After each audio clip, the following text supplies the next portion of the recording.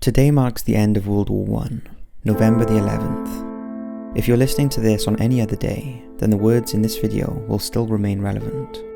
For those having a bad day today, perhaps the person who cut you off put you in a bad mood, or you're having some difficulties at work, or you're just having one of those days when no matter how hard you try, it's just not working out.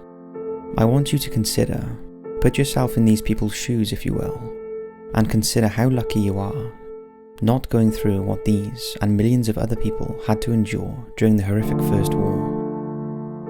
I'd like to read a few short stories of World War I and the horrors that took place. Not only to remember those we've lost, but to hopefully give you a sense of appreciation and understanding today, because sometimes that is all you need to get you out of a funk. Remembering the hardships of war has always been something very personal to me.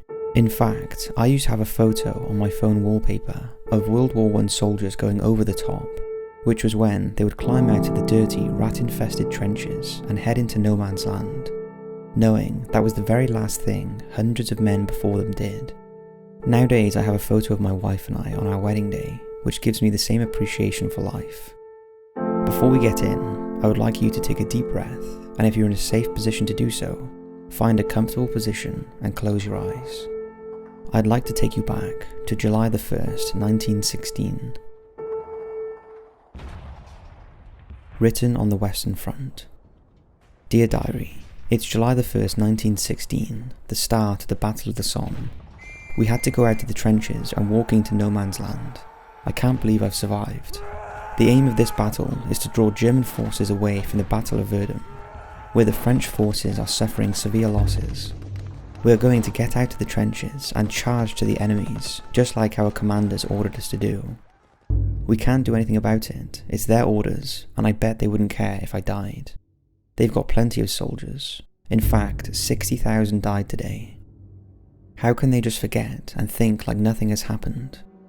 There is the constant smell of death, the constant feeling of getting bombed. It was a really horrible sight, seeing so many men die in just a few seconds. I remember praying that I would survive just before going over the top. I should have prayed for my friends. One of my friends is a signaller. Most old soldiers will know what this is. Bayonet drills, bombing practice, in short, all those exercises which were supposed to make an efficient soldier. He began to regret this. I can understand how he must have felt. I can't believe I'm saying this, but I wish I never joined the army. Those posters were nothing but lies. I wish I was back home with my family, and not in this ghastly place. I can feel it will get much worse. This is only the first day anyway. February 23rd, 1918, Helen Dorr Boylston, 1st Harvard US Medical Unit based in France. 200 gassed cases came down last night, poor wretched things, and we had no beds for them, had to put stretchers on the floor, and they were so uncomplaining about it. One said to me as I was bathing his eyes while he lay on the floor, "It's jolly good to be here, sister." September 7th. Still very busy. We are having awfully heavy dressings now. One that I did today almost made me cry, and I don't cry easily either. The lad was a Canadian, about 22, with a frightful arm, elbow joint smashed, and the whole arm stiff and swollen and full of gas gangrene. In getting off the dressing, I had to move it some, and though I was careful as I could be, I could hear the bones crunching and grating inside. Then I had to pull off hard, dry sponges and haul out yards of packing that kept catching on the splintered bone. The lad just turned his head away and never made a sound, didn't even grit his teeth.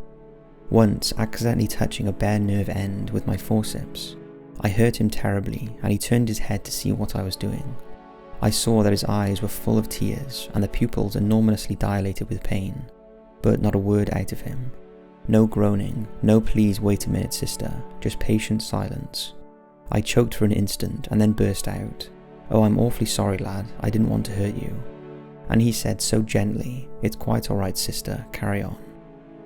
When I'd finished and was tucking him in, he looked up at me and said, "You're very gentle sister, thank you very much." And I had tortured him unbearably. I couldn't say a single word.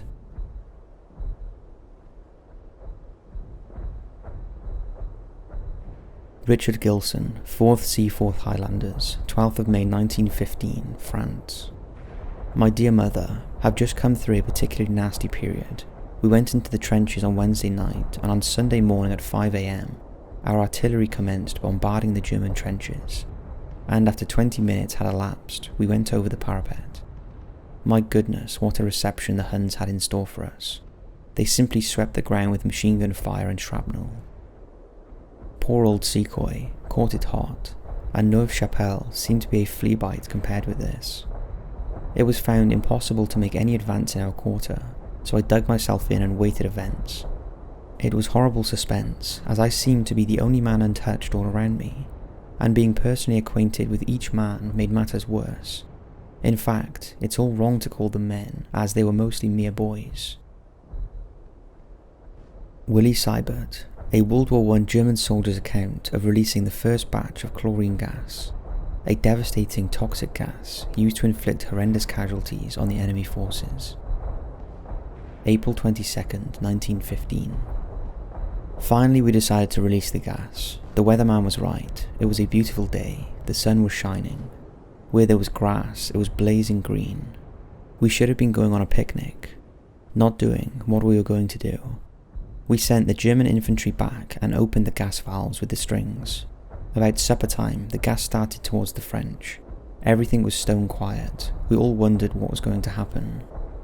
As this great cloud of green-grey grass was forming in front of us, we suddenly heard the French yelling. In less than a minute, they started with the most rifle and machine gun fire that I've ever heard. Every field artillery gun, every machine gun, every rifle that the French had must have been firing. I had never heard such a noise. The hail of bullets going over our heads was unbelievable, but it was not stopping the gas. The wind kept moving the gas toward the French lines. We heard the cows bawling and the horses screaming. The French kept on shooting. They couldn't possibly see what they were shooting at.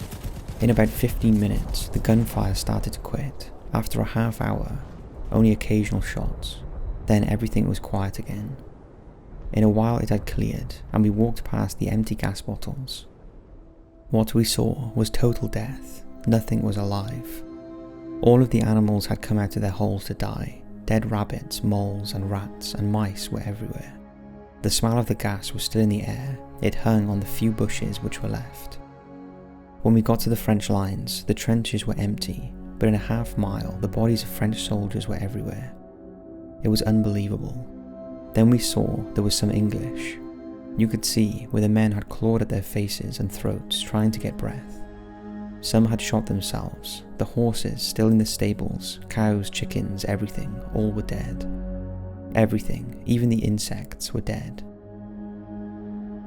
A.D. Hunter, soldier's perspective of the gas from the other side who survived. The French troops saw none of this installment of premeditated murder.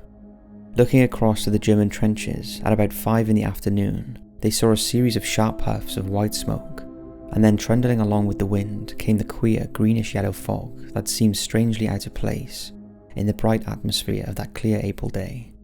It reached the parapet, paused, gathered itself like a wave, and ponderously lapped over into the trenches. Then passive curiosity turned to active torment, a burning sensation in the head, red-hot needles in the lungs, the throat seized as by a strangler. Many fell and died on the spot, the others gasping, stumbling, with faces contorted, hands wildly gesticulating and uttering hoarse cries of pain, fled madly through the villages and farms and through Ypres itself, carrying panic to the remnants of the civilian population and filling the roads with fugitives of both sexes and all ages.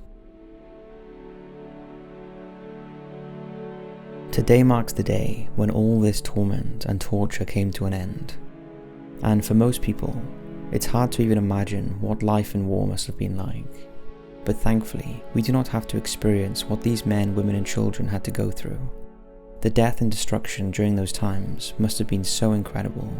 And although it's never good to compare yourselves to others, it gives you a sense of what millions and millions of people had to go through on a daily basis during the First War, and how truly lucky we are to be alive today. For many of us, we can go outside, we can walk around, we can go to the shops, we can go see family and friends, with no imminent threat of being bombed or gassed or killed. It's stories and diaries like this that will live on forever that should always remind us of the horrors of war and give a deep understanding and appreciation for those who lost their lives for our freedom.